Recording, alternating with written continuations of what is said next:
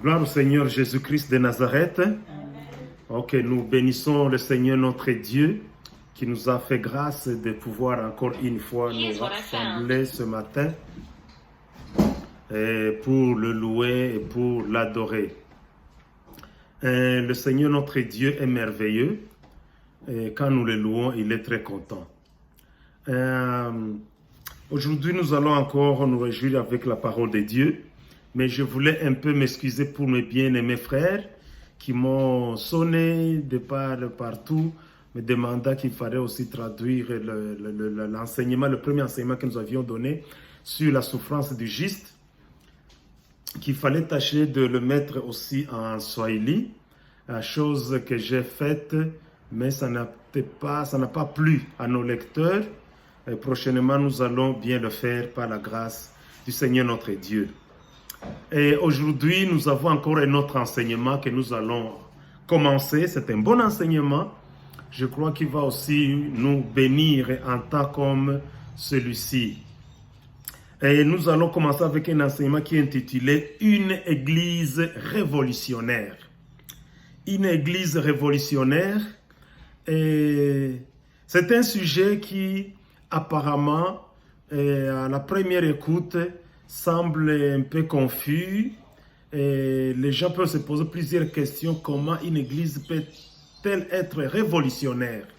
Oui, l'église doit être révolutionnaire puisque si elle ne le devient pas, elle finira mal. Heureusement que l'église du Seigneur Jésus ne finira pas mal, elle deviendra toujours révolutionnaire.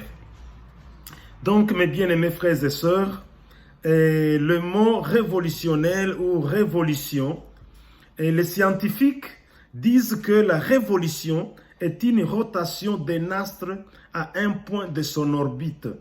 C'est-à-dire, à l'exemple de la Terre, quand la Terre tourne, elle revient toujours à son origine. Alors si l'astre, une planète tourne et revient à son origine, c'est ce que les scientifiques parlent révolution. Donc, revenir à la source, c'est très important. Si l'église ne peut pas revenir à la source, ce n'est plus une église. Si un chrétien ne peut plus revenir à la source, ce n'est plus un chrétien. Donc, il faut toujours tourner et revenir à la source. Au commencement, c'est très important. Et dans l'histoire de l'humanité, nous connaissons plusieurs révolutions. Il y a eu plusieurs révolutions dans l'histoire de l'humanité. Il y a eu des révolutions politiques, il y a eu des révolutions scientifiques, il y a eu des révolutions économiques, il y a eu des révolutions, plusieurs sortes de révolutions religieuses que nous connaissons, des révolutions françaises, des révolutions aux États-Unis, des révolutions même en Afrique. Pendant la colonisation, il y a plusieurs révolutions. Il y a ici aussi des révolutions religieuses. La période de Martin Luther, la période de Wycliffe, la période de Wesley. Ce sont des hommes, ce dont nous appelons des réveils. En fait, ce sont des révolutions qui ramenaient quand donc la vie tournait. Il fait que ces révolutions ramènent les personnes ou l'institution à l'origine, afin que l'homme puisse bien trouver son bonheur. Donc voilà, la révolution, toutes ces révolutions cherchent le bonheur ou le bien-être de l'homme. Le bien-être de l'homme dans toutes ses formes. C'est ça l'objectif de la révolution. Chercher le bien-être de l'homme. Alléluia. Amen. Alors selon le dictionnaire français, vous allez voir, c'est presque la même chose. Ils disent qu'une révolution est un changement ou un bouleversement important et brusque dans la vie d'une nation. Comprenez? Donc, une révolution, c'est un changement, un bouleversement important qui vient brusquement dans la vie d'une nation. Si c'est dans la vie d'une personne, c'est comme une personne qui vient d'accepter le Seigneur Jésus-Christ comme Seigneur et Sauveur. Dès qu'il vient d'accepter le Seigneur Jésus comme Seigneur et Sauveur avec un cœur pur, vous voyez la personne qui change complètement, brusquement, la personne était ivrogne, la personne était impudique, la personne c'était un bagarreur. Et brusquement, tout le monde se pose des questions. Qu'est-ce qu'il est devenu? Qu'est-ce qu'est devenu cette personne? Qu'est devenue cette femme? Comment cette femme a changé comme ça? Qu'est-ce qui est arrivé dans sa vie? Donc c'est puisque la révolution lui ramène à son état d'origine. Le temps d'origine de l'homme, c'est être avec son Dieu. Gloire au Seigneur Jésus. C'est-à-dire l'homme tourne. La révolution, c'est le ramener au bien-être. Et le bien-être de l'homme, c'est quand il rejoint son Dieu. L'homme n'aura jamais du bonheur, l'homme n'aura jamais la paix s'il ne revient pas à son Dieu. Tu tournes, et si tu te limites au milieu, c'est que tu n'as pas fait la révolution, tu ne fais pas la rotation. Donc la vraie rotation, c'est tourner et arriver à son origine, revenir à ton Dieu, le Dieu qui t'a créé. Donc un changement, un bouleversement, une bombe, comme je l'avais expliqué dans mon livre que j'ai écrit il y a un temps, Un réveil vient. Ce livre, Un réveil vient, j'ai parlé du réveil, j'ai parlé de la révolution dans ce livre. Et quand j'ai parlé de la révolution, après avoir résumé plusieurs définitions des dictionnaires et d'autres hommes qui ont été écrits, moi, personnellement, j'avais résumé la révolution comme un boom, comme une bombe qui descend sans avertir personne. Donc, quelque chose, un réveil, comme un changement qui intervient, une révolution qui intervient dans l'Église, qui influence un changement complet de vie spirituelle des chrétiens sur tous les plans de leur vie. Donc, ce réveil, le sens, la signification du réveil, c'est la révolution. Quand on dort, on se réveille, on revient à l'origine.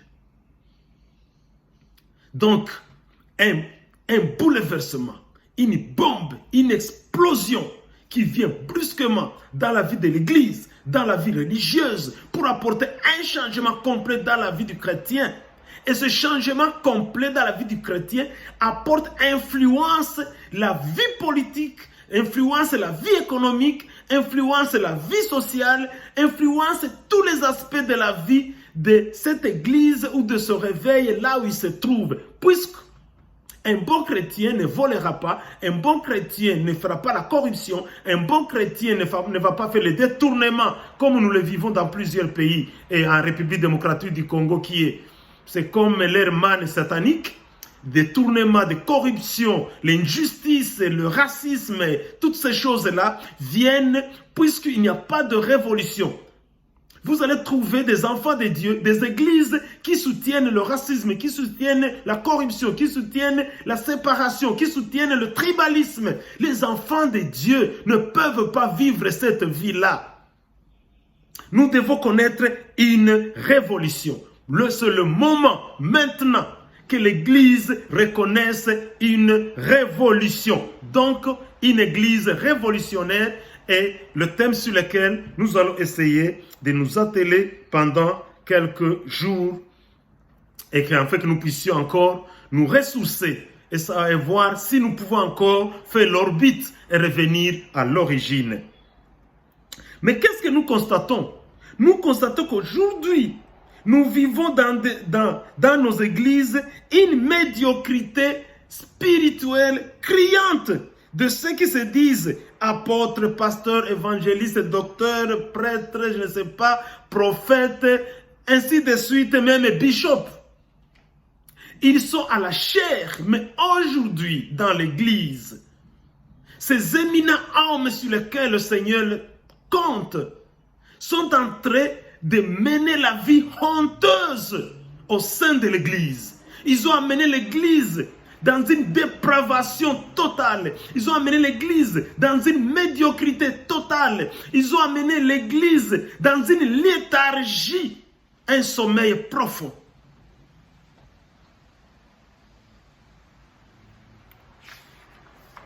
Mes bien-aimés frères et sœurs, nous devons faire quelque chose.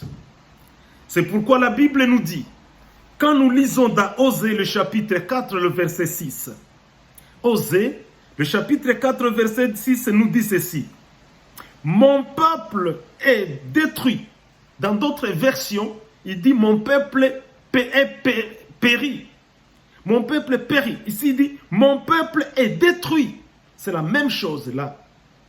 Périr, être détruit, même chose. Mon peuple est détruit parce qu'il lui manque la connaissance. Puisque tu as rejeté la connaissance, je te rejetterai et tu seras dépouillé de mon sacerdoce. Puisque tu as oublié la loi de ton Dieu, j'oublierai aussi tes enfants. Écoutez, hommes de Dieu, ce message nous concerne. Ce message nous concerne, nous qui sommes enfants de Dieu, nous qui sommes nés de nouveau. Ici, le Seigneur parle au travers de son serviteur Osée. Il dit, mon peuple est détruit parce qu'il a manqué la connaissance. Pourquoi le peuple de Dieu a manqué la connaissance? Pourquoi aujourd'hui l'église, corps de Christ, a manqué la connaissance? Pourquoi aujourd'hui nos églises qui sont éparpillées partout, qui poussent comme des champignons? Bien que moi aussi je dirige plusieurs églises, plusieurs parcelles, paroisses que j'ai implantées par-ci, par-là. Mais est-ce que ces églises, il y a la connaissance? Est-ce qu'ils ont la connaissance de Christ? Est-ce qu'ils ont la connaissance de la parole de Dieu? Alléluia. C'est la question que nous devons nous poser, très importante. Nous ne devons pas rester là-bas seulement en buvant du lait, en s'engraissant, comme Dieu parle dans Ésaïe. Non. Nous devons nous poser la question, est-ce que le peuple de Dieu a la connaissance de Dieu, a la connaissance de la loi, a la connaissance des ordonnances, a la connaissance des prescriptions du Seigneur? Voilà, Dieu dit, son peuple a manqué la connaissance. Puisqu'il a manqué la connaissance, le peuple est détruit. Mais qu'est-ce qu'il dit? Il dit, je te rejeterai et tu seras dépouillé de mon sacerdoce. Souvenez-vous que nous sommes un royaume de sacrificateurs. Comme royaume de sacrificateurs, nous sommes dans le sacerdoce de Dieu. Puisque tu as oublié la loi de ton Dieu, tu as oublié les commandements, tu as oublié la vie de sainteté, tu as oublié la vie de crainte de Dieu, tu te considères comme si tu es déjà arrivé au plafond, plus que Dieu, et d'autres sont devenus de petits dieux, être adorés dans leurs églises. J'ai honte même de les appeler des églises. Je peux les appeler, je ne sais pas, dans leur rassemblement ou dans leur, je ne sais pas, dans leur mutualité. C'est ça le terme.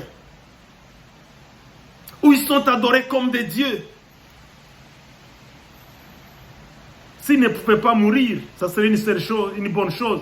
Mais malheureusement que nous les voyons mourir chaque jour.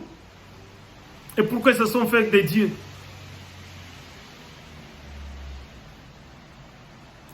Dieu dit, j'oublierai aussi tes enfants. Très important, j'oublierai aussi tes enfants. Il y a beaucoup de serviteurs de Dieu qui ont des grandes églises ou des petites églises, et ça dépend, qui ont des grands ministères, qui ont acquis des richesses d'une façon, je ne sais pas, malhonnête ou honnête, ça m'importe peu, mais qui n'emporteront aucune âme devant le trône du Seigneur. Qui n'emporteront aucune âme devant le trône du Seigneur, puisque eux et leurs enfants, tous seront jetés en enfer. Et c'est ce que le Seigneur dit ici. Mais bien aimés frères et sœurs, nous devons faire attention. C'est le moment de nous revoir et penser à une révolution. Penser à changer. Le Seigneur dit, il va rejeter tes enfants. Il va rejeter tes enfants puisque tu ne les as pas donné la connaissance. Puisque tu t'es réjoui seulement à bouffer la dîme et les offrandes et d'autres dons de mensonges. Dieu dit, il va les rejeter. C'est pourquoi il y a beaucoup de serviteurs qui après eux, ils ne laissent rien. Même pendant leur vivant, ils n'ont plus rien. Quand ils approchent la mort, c'est tout qui commence à chambarder. Pourquoi? Puisqu'ils n'ont pas donné la connaissance. Combien d'églises se sont divisées seulement à 2 jours, à 1 année, à 2 ans, à 3 ans, à 4 ans, à 5 ans? Pourquoi? Puisqu'ils n'ont pas reçu la connaissance. Mais si nous donnons la connaissance de Dieu, le diable peut s'élever dans l'église, le diable peut s'élever dans l'assemblée, le diable peut envoyer les hommes, des mauvais hommes dans l'assemblée, hommes ou femmes.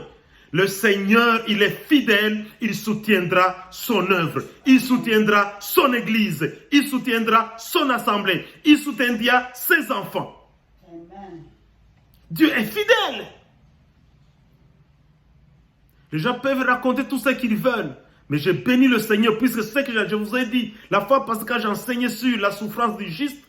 J'aime enseigner des choses que je vis, j'aime enseigner la pratique. Je suis dans le ministère pendant plusieurs années, près de 25 ans.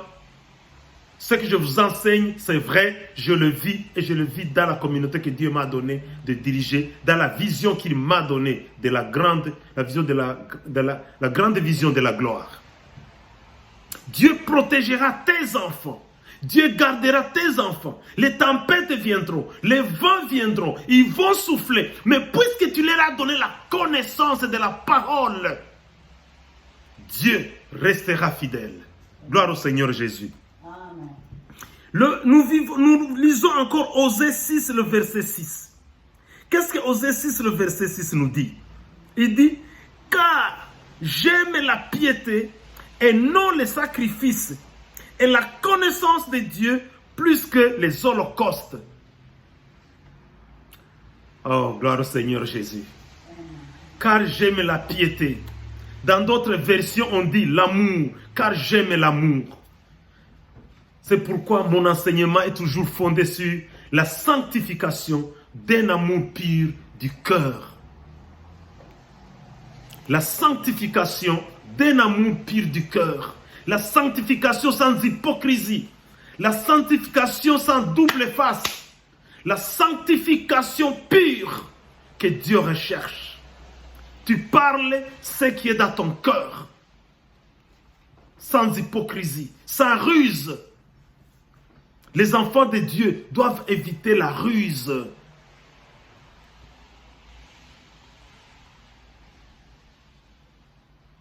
C'est très important dans la vie. Accepte d'être trahi, mais ne trahis jamais. Dans la vie. Accepte d'être trahi, mais toi, ne trahis jamais. Dieu te soutiendra. Amen. Il te soutiendra. Notre Dieu est un Dieu fidèle. Il ne change jamais. Il est le même hier, aujourd'hui, éternellement. Comme il a soutenu les justes dans les temps anciens, il te soutiendra aujourd'hui, toi aussi. Accepte seulement d'être juste malgré les oppositions, malgré n'importe quoi. Marche dans la vie de la piété. J'aime la piété et non les sacrifices.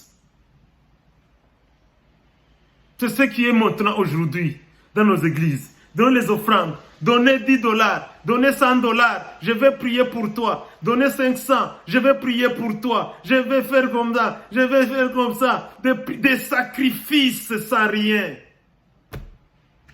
L'engraissement illicite. Donnez, donnez, donnez. Des sacrifices. Et la connaissance de Dieu plus que les holocaustes. La connaissance de Dieu plus que les holocaustes. Il y a des gens qui se donnent aujourd'hui dans ce monde. Les gens, ce sont des autoproclamations. Et le ministère, c'est un holocauste. C'est quelque chose qui dit, je meurs, je suis brûlé sur le feu. Je brûle sur le feu. L'holocauste devait être brûlé sur le feu totalement. Un ministre secret qui est brûlé totalement. Quels sont ces ministres qui sont aujourd'hui? Est-ce que vous êtes brûlés?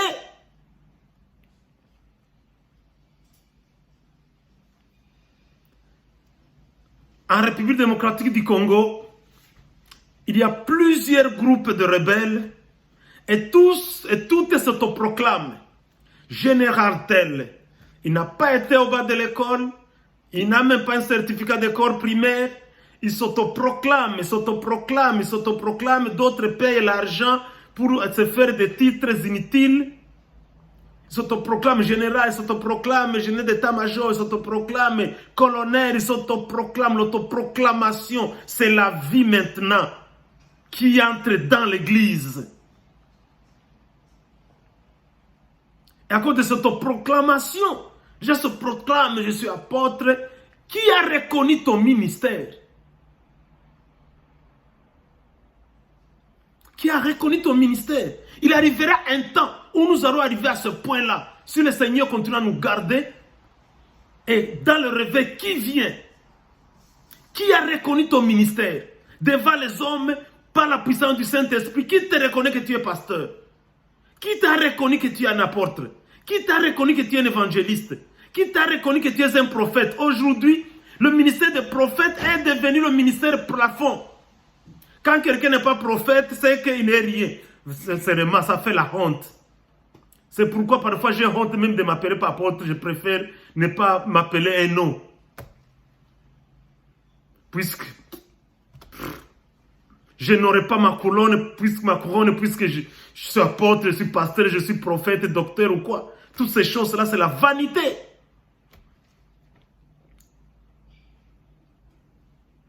Maintenant, je sais comme ça. Pourquoi les gens? Comment l'Église a connu une révolution quand dans le monde de ceux sur lesquels le Seigneur compte, c'est un monde de médiocrité, un monde de personnes qui ne voient que la vanité. Quelqu'un qui commence une petite église aujourd'hui avec 2 personnes, il s'autoproclame pasteur. Tu es différent des rebelles qui est dans la brousse de Massissi et de Walikale? Est-ce que tu es différent de lui? Puisque tu as manqué d'emploi, tu ne sais pas, tu n'as aucune qualification, tu te proclames. Tout le monde qui commence une assemblée doit se proclamer apôtre, avant même d'avoir implanté une 2e paroisse. Oh, c'est malheureux vraiment. C'est malheureux aujourd'hui et dans notre pays. C'est très malheureux. Nous devons nous revoir encore. Avant, c'était évangéliste international. Ça, c'était des pasteurs. Pasteurs démodés, c'était des docteurs. Les docteurs sont démodés. Maintenant, après, c'était des apôtres. Les apôtres commencent à être démodés. Maintenant, ils sont des prophètes. Des prophètes qui ne disent rien, qui ne font que mentir. Mais bien aimés, disons-nous la vérité. Comment les gens n'ont fait que mentir? Cette période de vision, il y a quelqu'un de Shabbat qui a dit, oh Dieu m'a dit. Vous connaissez ça? Dieu m'a dit que le 1er avril, il y aura un grand événement à Kinshasa. Où est cet événement qui s'est passé à Kinshasa? Et un autre s'est proclamé, je ne sais pas, à Kampala, en Ouganda. Il a même donné son nom. S'il m'écoute, qu'il confesse son péché. Il a même donné son nom en disant, Dieu me dit, le 8, il y aura des histoires terribles. Du 5, je ne sais pas, du 5 au 10, il y aura des histoires. Le soleil va s'éteindre pendant, il y aura des ténèbres pendant 3 jours. Mais bien aimé, où sont ces choses? Où sont ces prophètes qui disent la vérité? Des prophètes qui cherchent l'argent, des prophètes qui racontent des bêtises. D'autres ont dit, nous prophétiser pendant la campagne, tel va passer. Dieu m'a dit, je me tiens ici, tel va passer, il n'est jamais passé, il n'est pas passé. Les autres ont dit aux États-Unis, pendant la campagne, tel va passer, il n'est pas passé. Mais s'il vous plaît, c'est avec cette mendicité. Ça, c'est la mendicité pour vous enrichir seulement, pour avoir l'argent des candidats politiques. C'est avec cette mendicité. Cherchez la face de Dieu. Cessez de vous autoproclamer ce que vous n'êtes pas. Tous ces vagabonds prophètes qui circulent partout avec des messages mensongers, tout ça, ils circulent, ils racontent, ils parlent dans des langues, je ne sais pas, des langues de démons. Écoutez, Jésus n'a pas enseigné dans des langues. Même l'apôtre Paul, il a dit que je parle la langue plus que tout le monde, mais pour moi, ce n'est pas important. Quand j'en parle pour m'édifier moi-même. Mais qu'est-ce qui peut arriver qu'aujourd'hui, les gens, pour enseigner, ils lisent la Bible en langue. Ils donnent l'enseignement en langue. C'est quoi ça? Quel genre de médiocrité, des imitations? Les autres vont parler les démons, vont imiter des démons sans savoir. Demain, vous serez remplis de démons comme ça et le diable sera votre chef. Donc, mes bien-aimés frères et sœurs, à cause de ça, la connaissance a manqué. Voilà ce que Osée 6 dit. À cause de ça, la connaissance de Dieu a manqué. Il n'y a pas moyen que l'Église puisse évoluer sans la connaissance de Dieu. Il est impossible, mes bien-aimés frères et sœurs. C'est pourquoi nous devons revenir à l'orbite. Nous devons éviter que Dieu ne nous rejette. Nous devons éviter que Dieu ne rejette nos enfants. Nous devons éviter que Dieu ne détruise nos églises quand nous sommes encore vivants. Nous avons des témoignages des pasteurs avant de mourir à 1 mois ou 2 mois. Dieu a détruit tout ce qu'il avait construit. Pourquoi? À cause de cette mendicité, à cause de cette médiocrité, à cause de cette mauvaise façon de gérer l'œuvre du Seigneur, à cause des intérêts. Revenons au Seigneur et le Seigneur reviendra à nous. Mes bien-aimés frères et sœurs, nous allons poser la question, la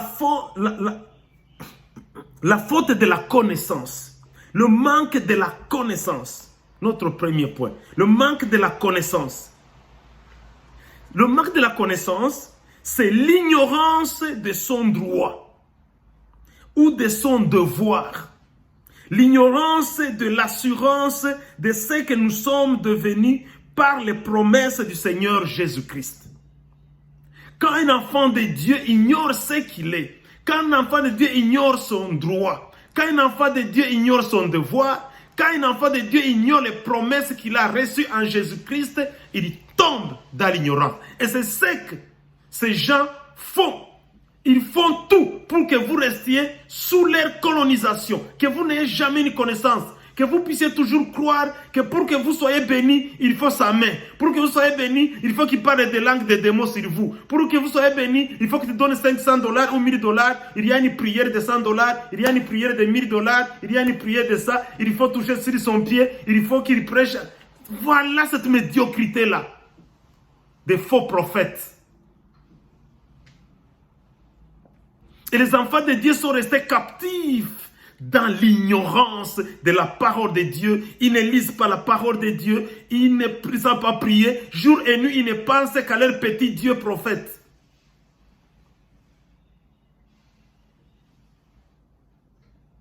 Non, enfant de Dieu, tu dois te rebeller. Laisse que la parole de Dieu te libère au nom de Jésus-Christ. Que la parole de Dieu te libère. Toute personne, femme ou homme ayant reçu le Seigneur Jésus-Christ dans sa vie comme sauveur et Seigneur, écoute-moi bien. Si tu as accepté le Seigneur Jésus-Christ comme Seigneur et Sauveur, je suis un enseignant, j'enseigne la fondation, le fondement de l'Église. La base, je sais poser la base, je sais faire monter les murailles et je sais mettre la toiture d'une église.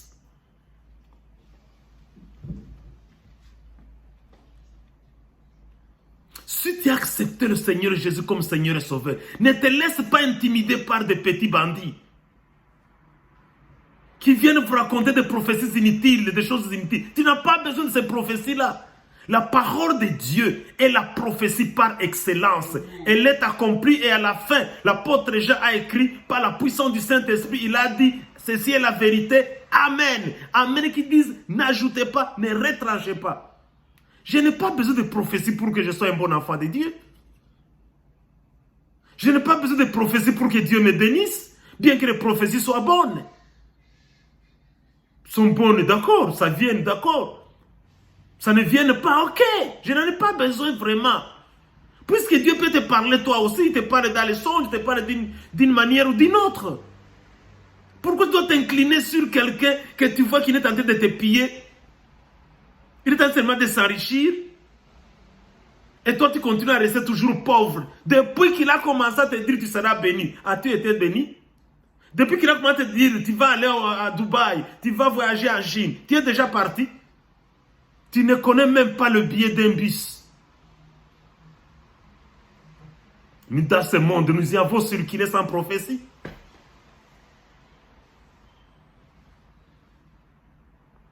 Sans prophétie. Sans piller les enfants de Dieu. sans prophétie mensongère. Et tes prophéties s'accomplissent quand? S'accomplissent quand? Que du mensonge seulement. Voilà pourquoi les enfants de Dieu ont manqué. L'église a manqué la connaissance. Du moment que tu es l'enfant de Dieu, écoutez bien. Tu deviens enfant de Dieu. Alléluia.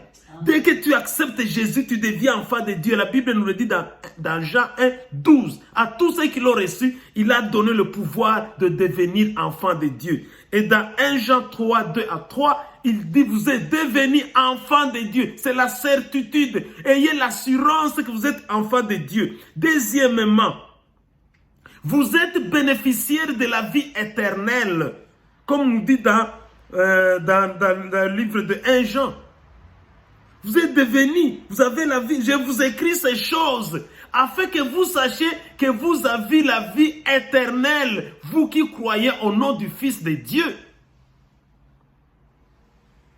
Tu dois avoir l'assurance.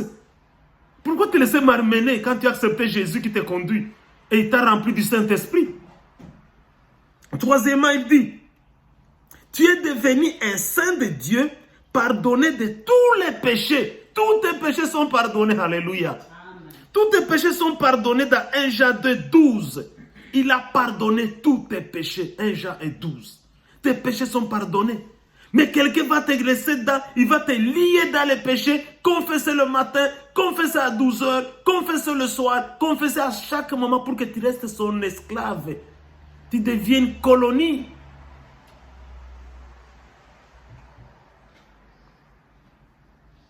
Tu dois dire non. C'est le moment de dire non, de chercher la lumière de la parole de Dieu, de la parole de vie, de la parole éternelle.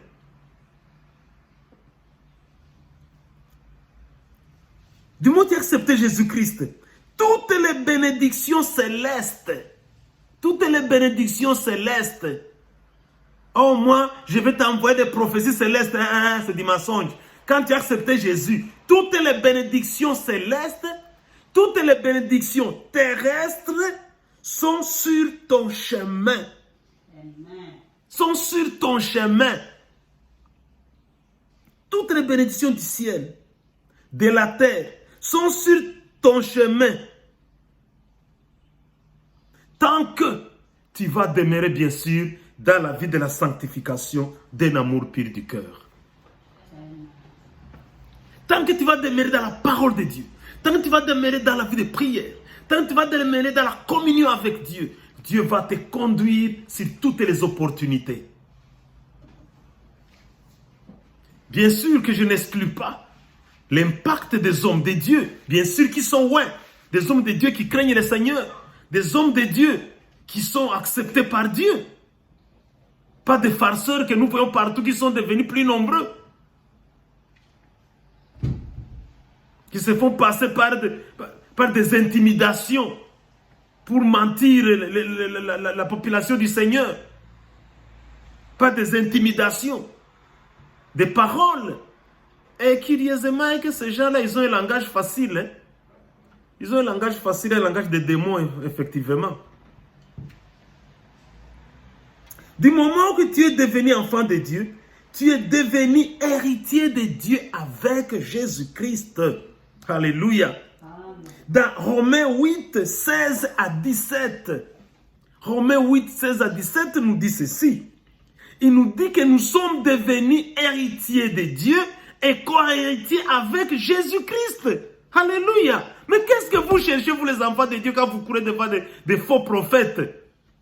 Qu'il soit même un vrai prophète, vous n'avez pas besoin de courir derrière lui. C'est un humain comme toi, part entière à 100%.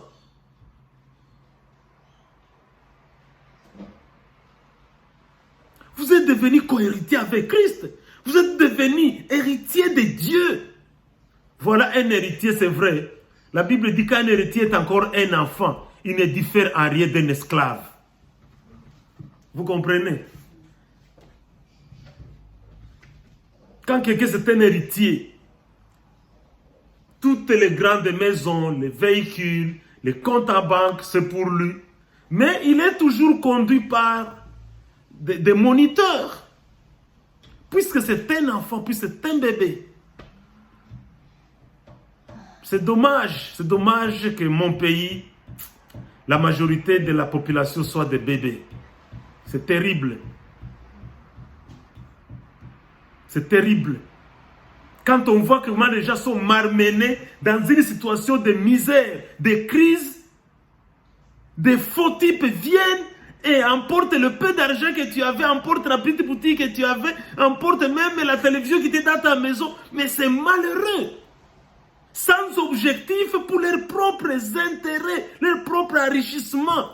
Et tu acceptes, tu vas voir des masses qui sont en train de suivre là-bas et ils deviennent de plus en plus misérables.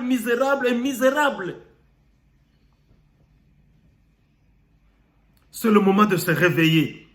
Toutes ces bénédictions vont t'accompagner tant que tu marcheras avec le Seigneur.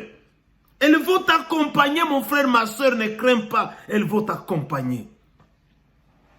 Deuxièmement, qui doivent donner la connaissance? Qui doivent donner la connaissance? Puisque le périssement vient dans le manque de connaissance.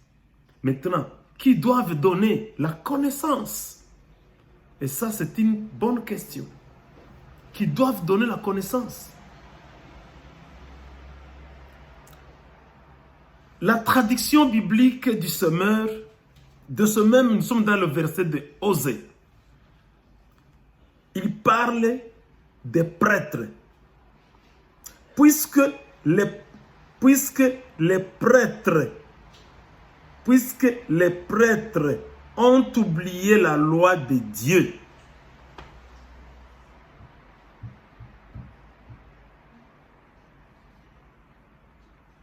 Les prêtres, c'était dans l'Ancien Testament.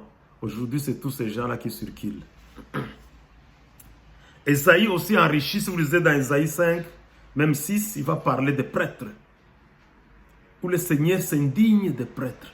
Donc, les prêtres, c'est toi et moi. Mon frère, serviteur, homme de Dieu, qui se tient à la chair, c'est cette chair qui te condamnera. C'est cette chair qui t'amènera en enfer. Si tu ne fais pas attention.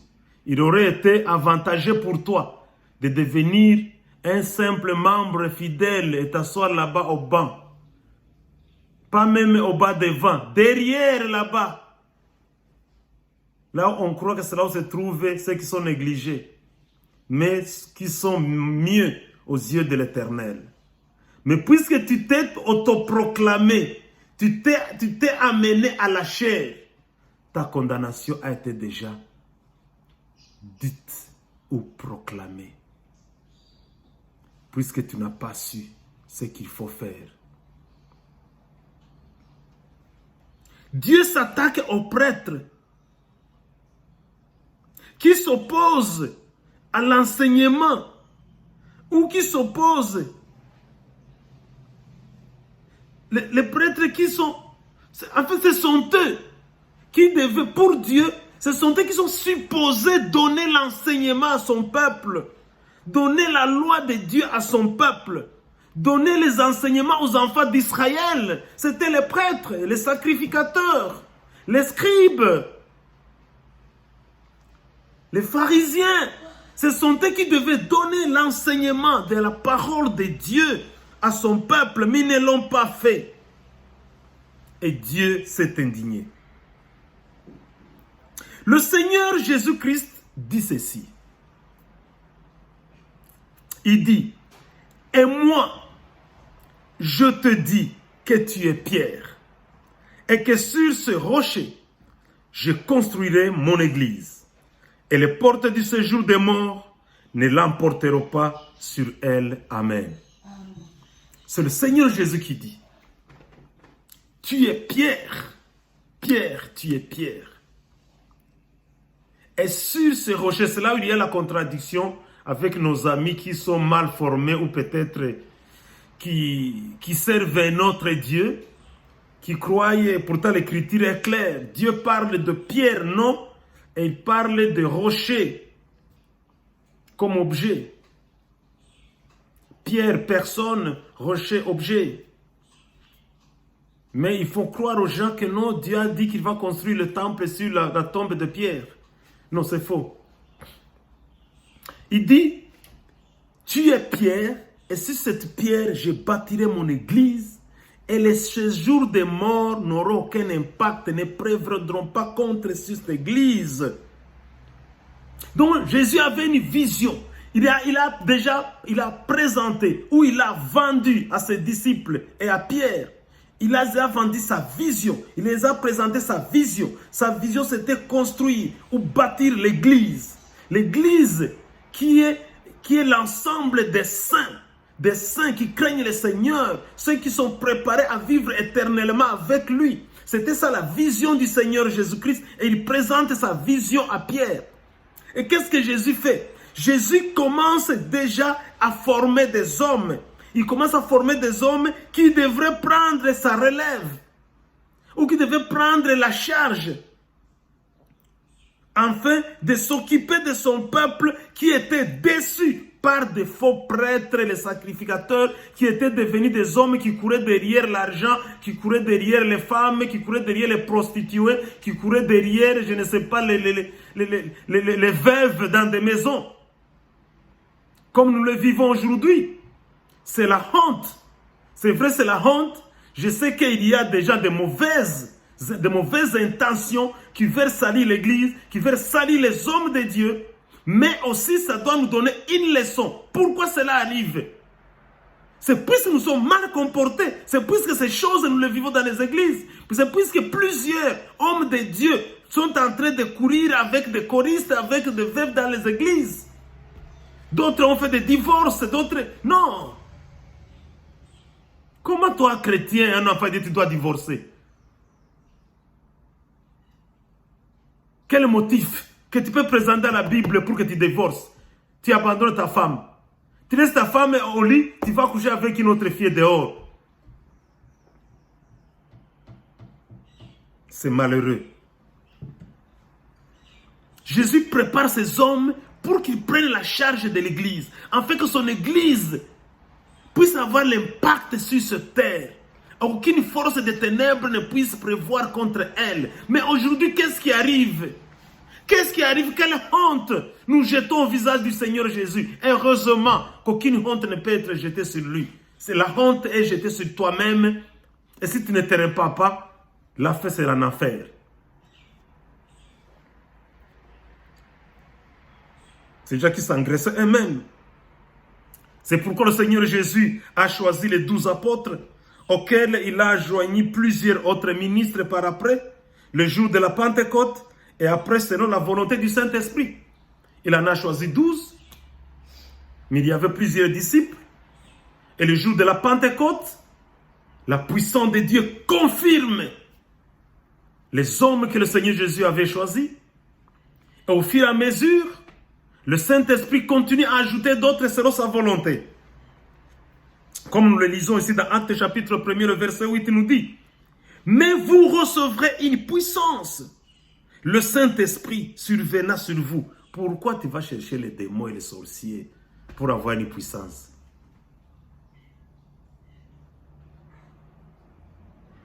N'est-ce pas une médiocrité? Mais vous recevrez une puissance. Le Saint-Esprit surviendra sur vous et vous serez mes témoins à Jérusalem, dans toute la Judée, dans la Samarie, jusqu'aux extrémités de la terre. Amen. Vous serez mes témoins. Voilà que les gens ont fêté la Pentecôte, d'autres ont mis des fleurs dans les églises, d'autres ont fêté, d'autres ont mis je ne sais pas, des Fanta, de quoi, du vin, quoi d'autres choses. Ils se sont envoyés des messages de Pentecôte. C'est une bonne chose le jour de la Pentecôte. Mais la vraie Pentecôte, nous la vivons chaque jour. La vraie Pentecôte, ce n'est pas seulement un jour de l'année. Non. Et c'est pourquoi les gens ne veulent pas marcher dans la crainte du Seigneur. Les gens ne veulent pas marcher, ils attendent le jour de la Pentecôte. pour faire des célébrations, de grands cultes. Le culte de la Pentecôte, le culte. Vous serez remplis du Saint-Esprit. Non, non, non, non. Nous sommes remplis du Saint-Esprit tous les jours, pasteur, apôtre, faux prophète. Nous sommes remplis tous les jours du Saint-Esprit. Il ne faut pas attendre un jour de l'année. Non, non. C'est bien de rappeler, d'accord, le jour que le Seigneur a envoyé sa puissance, le jour même du commencement de l'Église du Seigneur Jésus-Christ. C'est bon. Mais le Seigneur, est-ce qu'il est content de toutes ces fêtes-là? N'est-ce pas qu'il a toujours haï, il n'aime pas de fêtes. Mais il aime les cœurs qui le craignent et qui le suivent. Vous serez mes témoins, mes témoins. Aujourd'hui, nous devons être les témoins du Seigneur Jésus-Christ. Nous devons être les témoins. Voici ce qu'il dit en Éphésiens 4, 11. Il dit ceci. C'est lui qui a fait don de certains comme apôtres, d'autres comme prophètes, d'autres comme évangélistes et d'autres comme pasteurs et docteurs.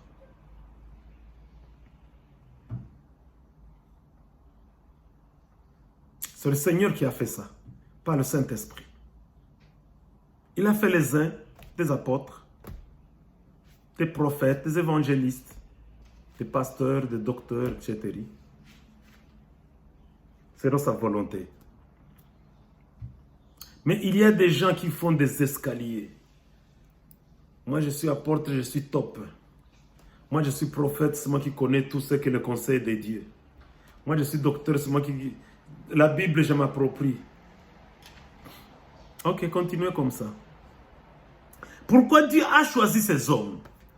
Dieu a choisi ces hommes pour qu'ils puissent le témoigner, être son témoin. Est-ce que nous sommes les témoins du Seigneur Jésus-Christ vraiment? Alléluia.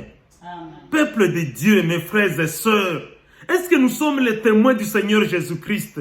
Là où nous allons à l'école, là où nous allons au travail, là où nous sommes, je ne sais pas, nous marchons, là où nous sommes dans le café, là où nous sommes, je ne sais pas, n'importe où. Est-ce que nous sommes les témoins du Seigneur Jésus-Christ? Est-ce que nous témoignons le Seigneur Jésus-Christ? Est-ce que nos regards témoignent le Seigneur Jésus-Christ? Est-ce que nos langages témoignent le Seigneur Jésus-Christ? Est-ce que nos actes témoignent le Seigneur Jésus-Christ? Est-ce que notre comportement témoigne le Seigneur Jésus-Christ? Est-ce que notre habillement témoigne le Seigneur Jésus-Christ, surtout nos sœurs? Est-ce que ça témoigne le Seigneur Jésus-Christ avec des petits collants que vous portez qui font tomber tout le monde sur la route?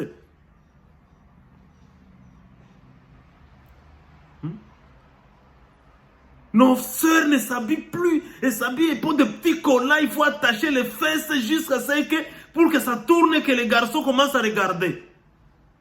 Vous ne pouvez pas vous habiller si vous aimez vos pantalons. Vous ne pouvez pas porter un pantalon qui te tient normalement et tu mets peut-être une blouse qui descend jusqu'à un niveau. Il faut aller en train de montrer les gens que les gens tombent sur la route.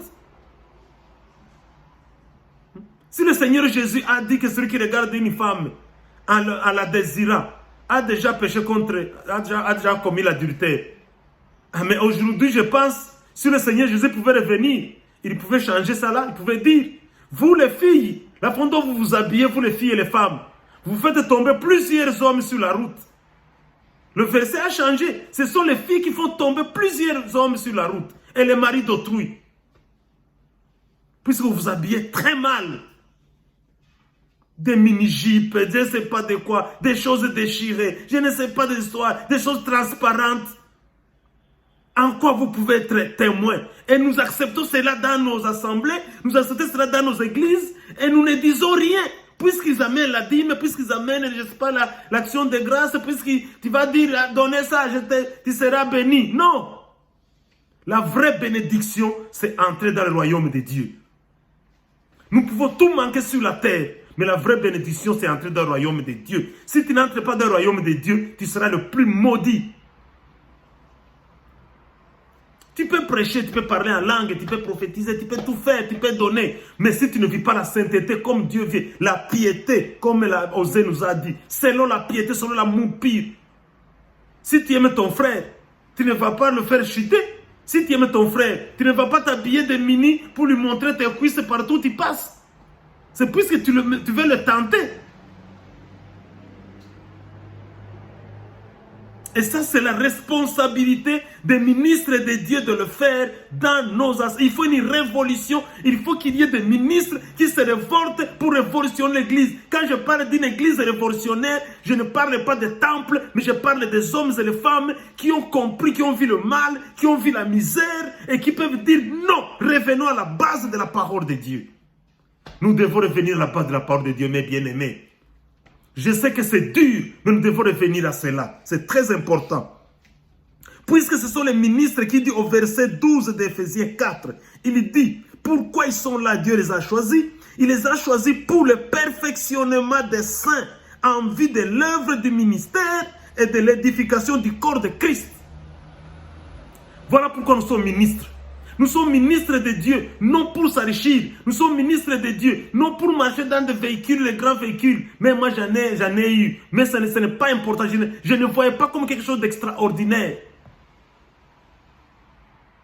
Seigneur nous appelle pour être ses témoins et perfectionner ses saints, perfectionner son église, construire son église sur la base de sa parole, comme il a dit dans Matthieu 28, 16 à 20.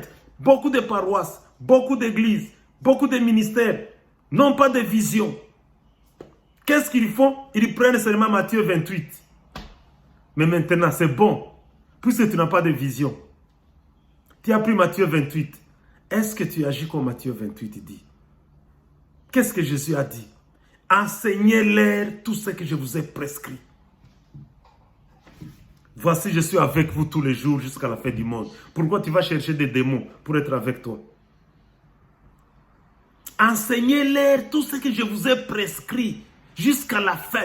Donc l'enseignement que nous devons donner l'enseignement conforme à la parole de Dieu. Nous devons enseigner tout ce qui est dans la Bible sans enlever et sans ajouter. Nous devons tout enseigner, n'ayez pas peur. N'ayez pas peur. Je me souviens, j'ai eu des conseils, moi personnellement, même mon épouse.